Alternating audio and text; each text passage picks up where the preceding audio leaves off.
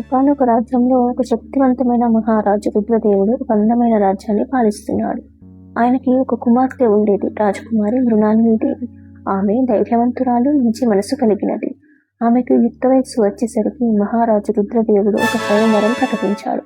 ఇప్పుడు మృణాలినీదేవి స్వయంవరం రోజు వచ్చింది. రాజ్యంలోని వీరులు, ధైర్యవంతులు దేశం నలుమూలల నుంచి వచ్చారు.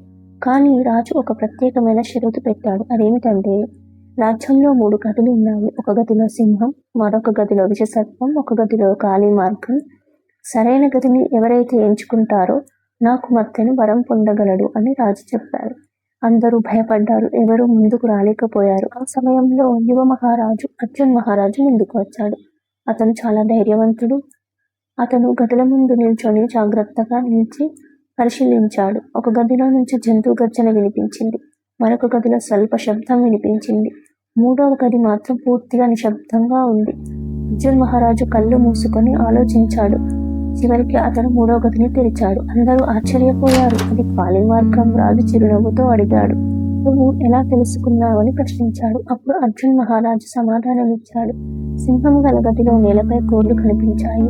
విషసర్పం గల గదిలో ఒక చిన్న రంధ్రం దగ్గర నుండి చలనం కనిపించింది. కాబట్టి 3వ గది సురక్షితమని అర్థమైంది. అది చూసిన రాజకుమారి మృణాలినీదేవి అతని ధైర్యం, తెలివిని చూసి పుష్పమాల వేసింది. స్వయంవరం చాలా సంతోషంగా ముగిసింది. కానీ రాజు రహస్యంగా ఇలా అనుకున్నాడు, ఈ పరీక్ష నిజంగా నా రాజ్యాన్ని రక్షించగల ధైర్యవంతుడిని కనుక్కోవడానికి మాత్రమే. ఈ కథలో నీతి ఏమిటంటే, ధైర్యం, పరిశీలన శక్తి విజయానికి దారి.